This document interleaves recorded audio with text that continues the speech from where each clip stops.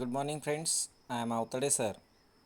He is going to start the syllabus workshop activity number 5. This activity is very important for every students. It's given in 10th standard book, but in day-to-day life, it's very important because whenever we are interacting with any person, we have to talk with him, and for that we can say it should have the interaction section, which is very important for everyone. So my dear students, before going to start that activity, I request all of you, if you have not subscribed my channel, please subscribe my channel for daily videos. So look at page number 4, activity number 5, elements of planning an interview. My dear students, this is a group activity, but I am giving this lecture on YouTube. So I going to solve this activity. So you should discuss in group. Just see elements of planning an interview. Form groups and discuss each element of planning an interview and prepare notes on each element. If you see, the first is given format or structure. ज्यावेळेस आपण कुठल्याही प्रकारची activity सोडवतो त्यासाठी त्याचा format असणं अत्यंत गरजेचं असतं.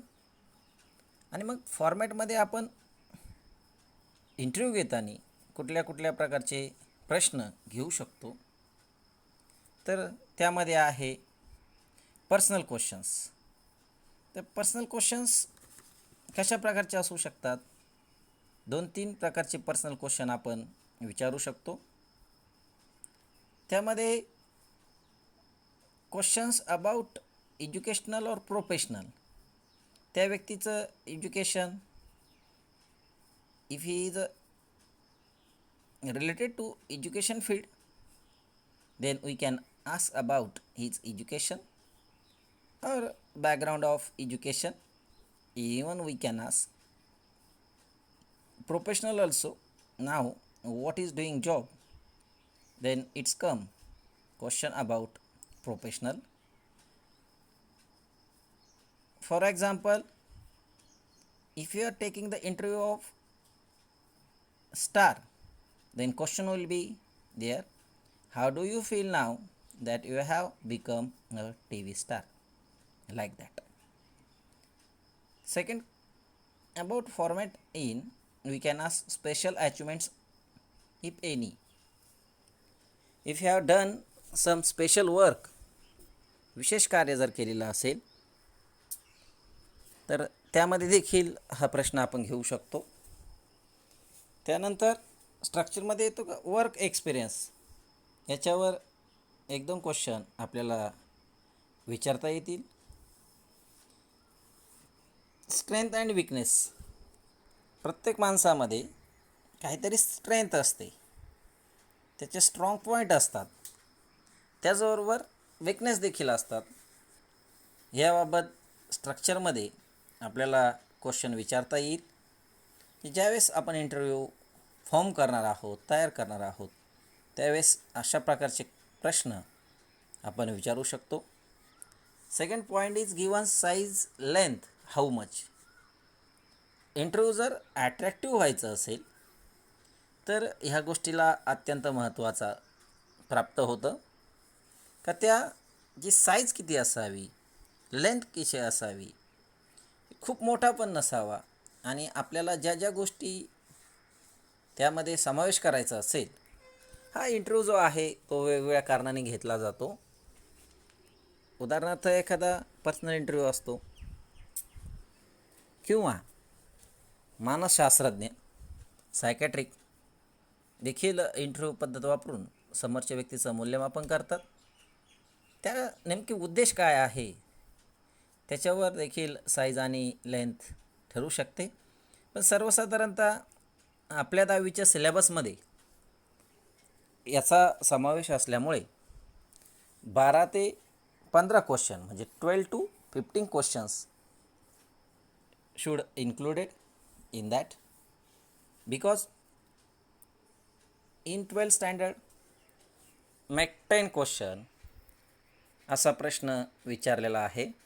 त्याच्यावर आपल्याला देखील प्रश्न वेगवेगळ्या वेळेस विचारावे लागतात आणि म्हणून आता 10वीचा विचार करता मिनिमम 12 ते 15 क्वेश्चन हे सफिशियंट होतात.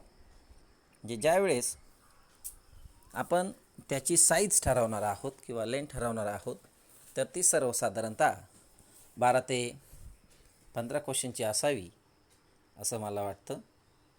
त्यानंतर पुढं जे स्ट्रक्चरमध्ये फॉर्मॅटमध्ये दिलं आहे does and don'ts rules and regulation.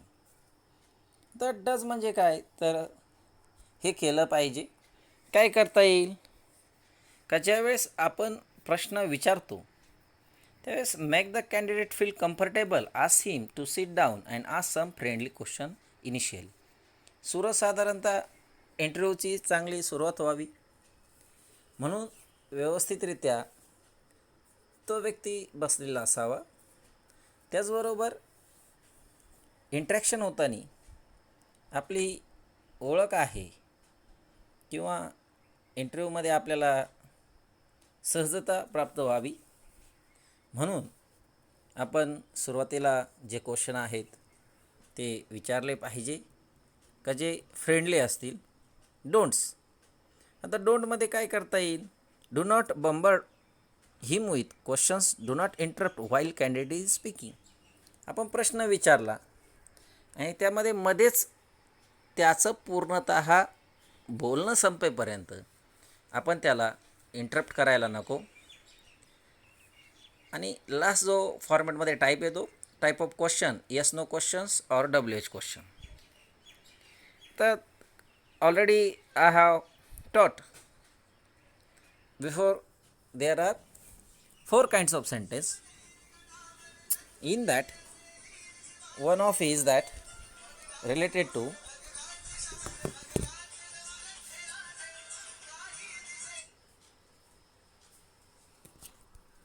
to the interview of type of question. There are 2 types of question. First is WH question and second is verbal question. Whenever we make the questions, there should be 2 types question included, and that is WH and verbal.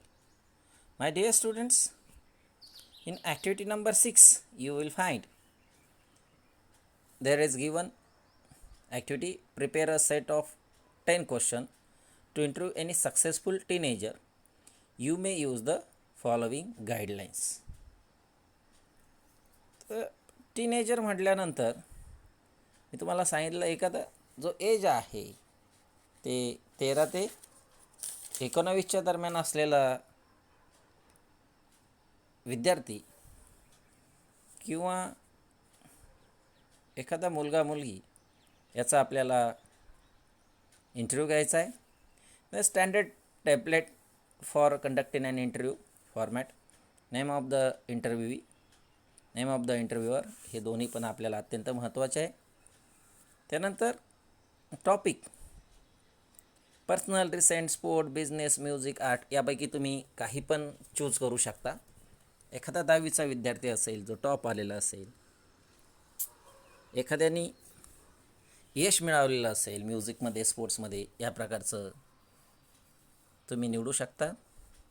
त्याचबरोबर venue म्हणजे ठिकाण, नेमकी interview कुठं तुम्ही conduct करणार आहात, तो studio असेल, TV channel, auditorium hall, date, time, duration आणि सर्वसाधारणतः मी तुम्हाला सांगितलं 10 ते 12 क्वेश्चन असावेत. आणि मग mixup of yes no and W H question. यामध्ये तुम्ही मिक्सअप करू शकता W H question. For example, एखादा ज्यावेळेस आपण डब्ल्यू एच क्वेश्चन विचारतो त्यावेळेस why did you decide to participate in the sports, if you are asking about sports, business, अशा प्रकारचे प्रश्न तयार करू शकता. Place a proper background before every question. जे क्वेश्चनचा जो सिक्वेन्स आहे तो व्यवस्थित तुम्ही सेट केलेला असावा. Conversation should be sound like real interview.